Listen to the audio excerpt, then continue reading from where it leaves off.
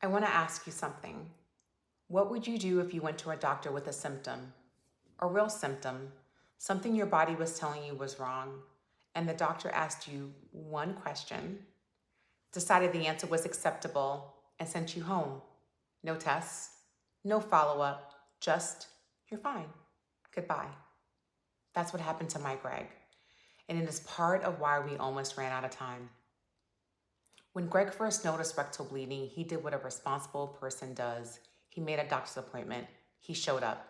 He told the doctor what was happening, and the doctor asked him one question: are you having homosexual relations? When Greg said no, that was the end of it. The doctor called it hemorrhoids, told him to come back if it continued, and Greg left. I have thought about that moment more times than I can count. One question, one assumption, one dismissal, and what it cost us. Here is what I need you to understand about 2010. Doctors were not trained to suspect colorectal cancer in adults under 40. Insurance companies actively discouraged colonoscopies unless you were over 55 or had a strong family history of the disease. Greg had neither. He was 36 years old, a lawyer, a former semi-pro football player, and he carried a little extra weight, but he was healthy, and no one was looking for cancer in a man like Greg. The American Cancer Society has called colorectal cancer the third most common cancer diagnosed in both men and women in the United States, excluding skin cancers. For 2025, there were an estimated 154,000 new cases, and nearly 53,000 deaths were expected from the disease. The World Health Organization ranked it as the third most common cancer worldwide, and yet in 2010, early onset colorectal cancer wasn't even part of the clinical vocabulary. It wasn't in the medical playbook, and it lived in the blind spots of training, of policy. It wasn't on anyone's radar. Greg's cancer was already stage 4 by the time anyone found it. I'm sharing these numbers with you not to frighten you, but because Greg's story is not unique, and it should be. In 1995, only 11% of new colorectal cancer cases were in people under 55. By 2019, that figure had risen to 20%. Today, colorectal cancer is one of the fastest growing cancers in younger adults. The CDC reports that nearly 4 in 10 colorectal cancers are found only after the cancer has already spread to nearby lymph nodes, tissues, or organs. About 22% of cases aren't even caught until the disease has traveled to distant parts of the body entirely. At that stage, the stage Greg was at when he finally got the answers he was looking for, the 5-year survival rate drops to roughly 16%. I'm not telling you this to sit in the statistics. I'm telling you this because the statistics have names, and one of those names is Greg Evans. When the first 2 chemotherapy regimens failed, when Greg's CEA levels, the blood marker used to track colon cancer activity, kept climbing instead of falling, I made a decision. I was going to be his wife, and I was also going to be his medical case manager. I called Sloan Kettering in New York, the Mayo Clinic, Emory here in Atlanta, MD Anderson in Houston, and I want you to know this was not easy. Back then, every major hospital required physical records, hundreds of pages that I personally assembled and physically mailed from all of his medical providers. There was no digital transfer, no portal, no streamlined system, no app.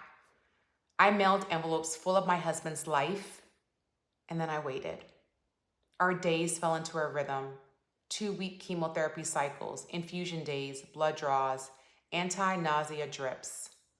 The chemo bag connected to the port, surgically implanted in Greg's chest.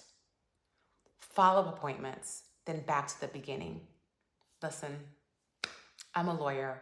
I understand documentation. I understand contracts. I thought I understood paperwork. Nothing prepared me for medical billing. At my law firm, there was a benefits coordinator named Leah, and Leah became my lifeline. She taught me how to read an explanation of benefits, how to tell the difference between what was billed and what was actually contracted, how to challenge a denied claim and win. I remember one afternoon she called to check on me. I was sitting at my desk and I had a stack of bills in front of me, major bills. And I genuinely did not know what to pay, what not to pay, or how I was even gonna afford the ones that I legitimately needed to pay. And I broke down. Right there at my desk, I started crying. And Leah said, you know what? Just come across the street to me and bring me the bills. So I took the stack of bills to her, the entire stack.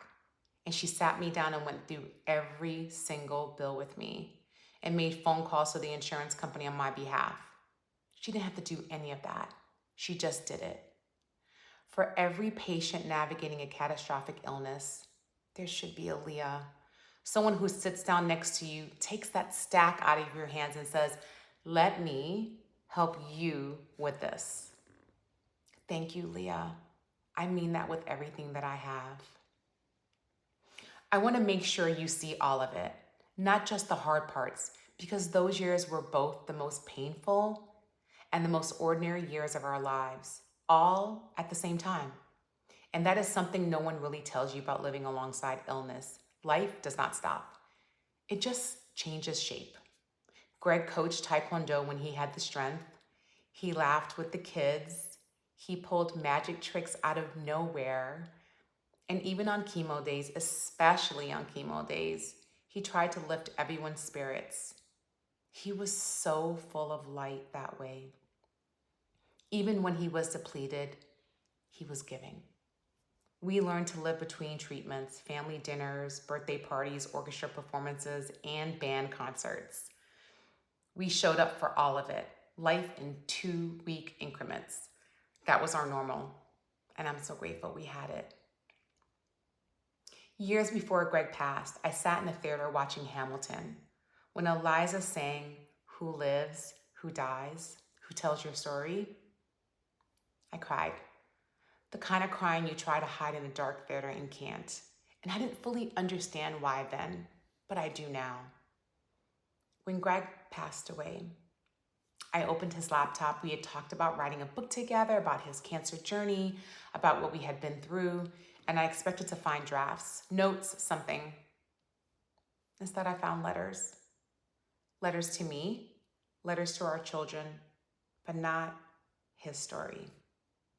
He was too humble to write it. So I will. This is what I need you to hear. Early onset colorectal cancer must stop being treated as a rarity. It is a reality. Screening needs to start earlier, awareness needs to start younger, and physicians need to listen, genuinely listen, when a patient walks in and says, something isn't right. Because sometimes the patient knows before anyone else does. Greg knew. His body was telling him, and for too long, no one listened. I'm telling you his story because he was too humble to tell it himself, and because somewhere out there, there is a person, maybe you, maybe someone you love, who needs to hear it. Get screened. Advocate for yourself. Do not accept a dismissal when your body is telling you otherwise. You are worth fighting for. Greg was worth fighting for. He was the love of my life, the father of my 5 children, and the reason I will never stop speaking up for him, for others, and for hope. You'll always have my heart, Greg. Before I go, I want to leave you with this. You may be someone who is in the middle of a medical fight right now. You may be someone who has simply never thought to ask the hard questions about your own health. Wherever you are, your story matters. Your body matters. Your life matters. Don't wait for someone else to fight for you. Be the person who asks the next question, who makes the next call, who pushes until someone listens. You may feel like you're broken. You may have been broken, but you will not stay broken. You are here, and the fact that you are still here means your story is not finished. Keep walking forward. I'll be right here walking with you. I'm Nadine, and this is Widowed Not Broken.